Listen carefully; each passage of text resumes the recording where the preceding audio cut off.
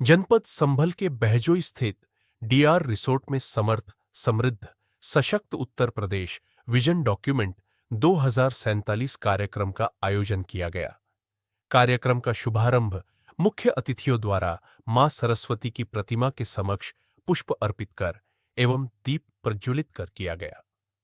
कार्यक्रम के अंतर्गत मुख्य विकास अधिकारी ने प्रधानमंत्री के विजन नए भारत को उत्तर प्रदेश सरकार द्वारा पारदर्शिता, ईमानदारी के द्वारा क्रियान्वयन किए जाने की बात कही। एसपी कृष्ण कुमार विश्नोई ने सुरक्षा व्यवस्था, महिला सुरक्षा, निष्पक्ष पुलिस भर्ती को लेकर विस्तार रूप से बताया। साथ ही जनपद में सुरक्षा की दृष्टि से अब तक 45 पुलिस चौकी खोली जाने की बात कही। जिलाधिकारी ने मिशन कर्मयोगी के अंतर्गत जनपद में चलाई जाने वाली मोबाइल वैन के विषय में बताते ही ये कहा कि प्रत्येक ब्लॉक में शासन की योजनाओं के प्रचार प्रसार के लिए मोबाइल वैन को भेजा जाएगा। जिलाधिकारी ने संभल संवाद ऐप, पीएम श्री विद्यालय, ग्राम चौपाल, ग्राम कुल के विषय में भी जानकारी दी। कार्यक्रम के दौरान सेवानिवृत्त आईपीएस आनंद कुमार, सेवानिवृत्त प्रोफेसर शिव कुमार तोमर ने सरकार की नीतियों को सराहा। मुख्य अतिथि मंडलायुक्त मुरादाबाद मंडल आंजनेय कुमार सिंह ने कहा कि किसी भी देश का मूल होता है वहां के रहने वाले। सरकार आपसे सुझाव प्राप्त कर रही है, वह जानना चाह रही है कि राज्य में कितना विकास हुआ है। हमें अभी इंफ्रास्ट्रक्चर के क्षेत्र में बहुत कार्य करना होगा। कृषि एवं व्यापारियों के लिए भी बहुत से कार्य करने होंगे। निर्यात उद्योग में अभी बहुत कार्य करने हैं। उन्होंने कहा कि सब जिलों को बराबर लाना है। सरकार जन भागीदारी चाहती है। उन्होंने कहा कि प्रदेश के मुखिया का सपना है उत्तर प्रदेश को $1 ट्रिलियन की इकोनॉमी बनाना। कार्यक्रम के अंतर्गत उपस्थित लोगों से भी सुझाव प्राप्त किए गए। मुख्य अतिथि, प्रबुद्धजनों, जिलाधिकारी एवं पुलिस अधीक्षक द्वारा मिशन कर्मयोगी चौपाल वैन का हरी झंडी दिखाकर रवाना किया। इस दौरान समस्त अधिकारीगण तथा आमजन उपस्थित रहे। और उसमें 12 क्षेत्र में से किसी भी एक क्षेत्र में सुझाव दे सकते हैं और एक मोबाइल नंबर पर 3 बार ओटीपी आएगा और 3 सुझाव आप दे सकते हैं। यदि आपके पास 2 मोबाइल सामान्य रूप से होते हैं, 2 सिम होती है सबके पास, यदि 2 सिम है, 2 मोबाइल नंबर हैं, तो आप 6 सुझाव 6 क्षेत्रों के अंदर दे सकते हैं और वो सुझाव अखिल उत्तर प्रदेश और अखिल भारत स्तर के ऊपर कंपाइल होंगे और उसके बाद में जो नीतियां बनेंगी उसमें उन सुझावों को लिया जाएगा। इसलिए यहां आए जितने भी भैया जी बैठ जाइए, हाँ, और सीडीओ साहब जो अधिकारी गण उनको कहिए कोई बस 2 घंटे तो हमारे इतने तो अच्छे श्रोता हैं, मुझे विश्वास है कि 2-2.5 घंटे बिल्कुल शांत रहेंगे। तो 12 क्षेत्रों में हम सभी को सुझाव देना है और आपका दायित्व बनता है, जो जिस ग्राम से आए हैं, जो जिस संगठन से आए हैं, वो उस संगठन और ग्राम के सभी व्यक्तियों का सुझाव मोबाइल के माध्यम से लें। इसीलिए हमने तय किया है कि जो हमारी जन सुनवाई होगी उसमें हम जन सुनवाई करते समय 100% लोगों के सुझाव लेंगे। जो भी व्यक्ति आएगा उनका सुझाव वहां पे लेंगे। इसी तरह से सीडीओ साहब कलेक्ट्रेट के दोनों द्वारों के ऊपर 2-2 लोग लगा दीजिए। जो भी आप प्रवेश करें वो QR कोड स्कैन करें, तुरंत सुझाव दें और फिर अंदर जाएं। ऐसा कल सुबह से सुनिश्चित हो जाए, ठीक है। इसी तरह से प्रत्येक जो कार्यालय अध्यक्ष है या विद्यालय के अंदर शिक्षक हैं हमारे, या किसान संगठनों के उद्योग बंधु और व्यापार बंधु के या विभिन्न एनजीओ के सदस्य हैं, उनके प्रतिनिधि हैं, वो सभी अपने अपने से जुड़े सभी लोगों के 100% सुझाव लेंगे। तो जो 12 क्षेत्र हैं इसमें से एक क्षेत्र है शिक्षा क्षेत्र। पहली बात ये कि विगत वर्षों में सरकार ने कितना सफर तय किया और दूसरा ये कि जो आगे का सफर होगा उसमें जो मुख्य भाग है जो उसका हिस्सा है वो है जन भागीदारी।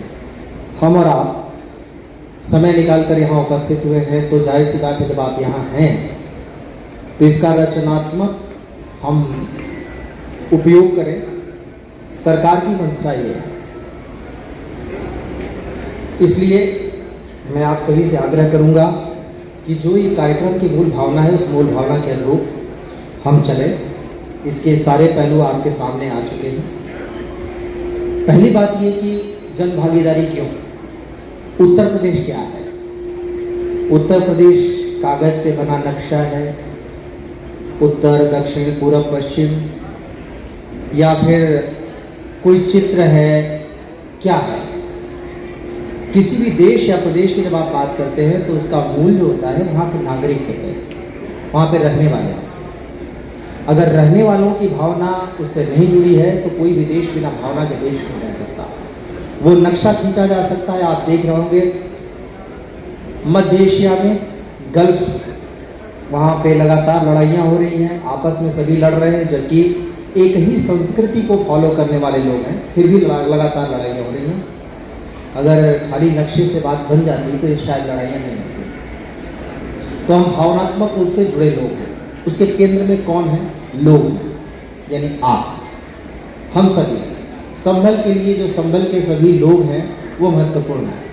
अब सबकी आवाज़ यहाँ तक नहीं पहुँच सकती, तो आप सभी लोग जो यहाँ आए हैं वो शायद सबकी आवाज़ बने, इसीलिए अलग अलग वर्ग से सभी लोगों को यहाँ एकत्रित किया गया।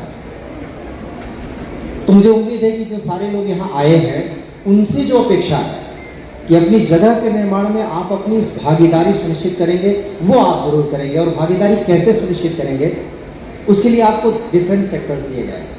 इसमें हम आपके सुझाव चाहते हैं, सरकार आपसे सुझाव चाहती है। कितना प्रोग्रेस हुआ, सरकार ये बता रही है कि कितना प्रोग्रेस हुआ, इसको दिया गया। इसमें जो मूल कंपोनेंट है वो जन भागीदारी है। इसमें शासन का जो उद्देश्य है वो ये है कि जो अभी तक कार्य हुए उन योजनाओं से लोगों को परिचित कराया जाए, जो लाभार्थी हैं उन तक उनको लेके जाया जाए। एक तो अभियान ये है। दूसरा, जैसा कि लोकतंत्र के जो परिपाटी है उसके हिसाब से सरकार पारदर्शिता के साथ लोगों को आमंत्रित कर रही है कि आप हमें सुझाव दें कि आगे और क्या करना है। बहुत सारी चीजें हैं जिसमें लोगों की आकांक्षा होगी, और वो एक सुझाव इस तरीके से मांगा है जिससे जीवन में लोगों के बदलाव आए, लोगों के परिवर्तन आए। वो हर एक वर्ग है उसमें शामिल, चाहे वो उद्योग व्यापार हो, चाहे कृषि हो, चाहे शिक्षा हो, चाहे हेल्थ हो, चाहे गरीबी उन्मूलन के कार्यक्रम हो। हर एक कार्यक्रम के बारे में सुझाव देने के साथ साथ वो और ज़्यादा क्या चाहते हैं कि जो इस कार्यक्रम में नहीं आ रहा है वो भी अपने यहाँ बैठे बैठे वो अपने मोबाइल फ़ोन से चाहे तो QR कोड से जनरेट करके अपने सुझाव दे सकता है। हम लोगों से लगातार आग्रह भी कर रहे हैं, रिक्वेस्ट भी कर रहे हैं कि ज़्यादा से ज़्यादा उनका सुझाव मिले। और सुझाव में शिकायतों के लिए IGRS पोर्टल है, उसमें शिकायतें डालें। सुझाव अपने कि उनके अंदर भी तो दिमाग में चल रहा होगा कि कोई चीज़ अगर ऐसे होती तो बेहतर होता, तो अपने सुझाव ही ज़्यादा दें। सर, विकसित उत्तर प्रदेश कार्यक्रम हुआ है, तो किन किन लोगों से आपने संवाद किया है और क्या क्या लोगों की जो है प्रतिक्रियाएं आई हैं? देखिए, इसमें जो माननीय मुख्यमंत्री जी का निर्देश था उसके अनुरूप पहली बात तो ये कि हर एक वर्ग से हमें फीडबैक लेना है।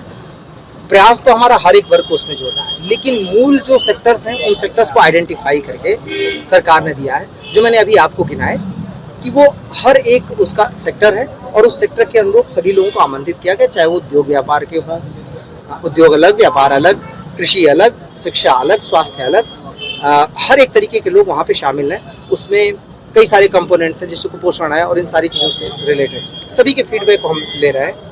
उसमें जितने सेक्टर्स डिफाइंड है उन सेक्टर्स में तो लोगों के फीडबैक ले भी रहे हैं, पर उनसे बाहर भी अगर कोई फीडबैक दे रहा है उसको भी हम नोट कर रहे हैं, और उसी के अनुरूप सारी चीज़ें हम एक बार कंपाइल करके शासन के पास भेजेंगे, जो संभल के बारे में लोगों का सुझाव। सर, 2024 में जो 24 नवंबर को हिंसा हुई थी उसका जनपद संभल में एक ATS की यूनिट की स्थापना की जाए, किस तरीके से?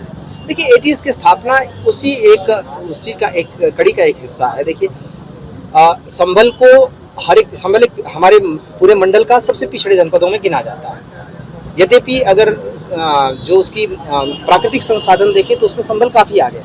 पहले इसका इतिहास भी बहुत समृद्ध रहा है। तो दोनों तरीके से चीज़ें की जा रही है। एक तो ये कि यहाँ संभल को एक पर्यटन नगरी के तौर पे विकसित किए जा रहे हैं, पर उसके मूल में है कि जब हम कहीं से इन्वेस्टमेंट लाएंगे तो उसके लिए सुरक्षा हो और जो इसकी पूरी पृष्ठभूमि उसके अनुरूप सारी चीज व्यवस्था की जाए। ATS का जो एस्टेब्लिशमेंट है, इसी को लेके किया गया है। क्योंकि जब आप संभल का इतिहास देखेंगे तो एक समृद्ध इतिहास के साथ साथ एक पैरेलल अपराधों का भी इतिहास रहा है। तो हम सरकार की कोशिश है कि हर तरीके से वो सुरक्षा कवर दिया जाए संभल को, जिससे संभल को विकसित किया जा सके। ये उसी योजना का हिस्सा है। सर, संभल हिंसा के बाद से भी क्या कुछ ऐसे लोग गिने गए हैं कि जो उन आतंकवादियों में सम्मिलित हुए हों? क्योंकि संभल में तमाम आतंकी और संगठन सक्रिय पाए गए हैं और यहाँ पर जो कास्तूर और जो असली भी यहाँ पर मिले थे संभल से। देखिए, इसको लिंकेज कहिए, संभल का लिंकेज मिला है, सीधे तौर पर कोई नहीं है पर लिंकेज मिला है। अब पुलिस का और हमारी जो LIU है उन सब का लगातार ये काम रहा है और उसमें करते भी रहे हैं, सूचनाएं एकत्रित भी पहले से है। ये एक निरंतर चलने वाली प्रक्रिया है। ऐसा नहीं है कि आज अगर सभी लोग यहाँ से हट गए तो फिर बाद में नहीं आ जाएंगे, या आज हैं तो हमेशा रहेंगे। ये एक सतत प्रक्रिया है, वो लगातार चल रही है। चिन्हांकन का काम जारी है। मैंने आपसे कहा, माननीय मुख्यमंत्री जी की योजना है विकास, और विकास को फलने फूलने के लिए जरूरी वातावरण हो, वो तैयार हो, और वो एक जरूरी वातावरण सबसे पहले उसमें सुरक्षा, और उसके ऊपर भी काम।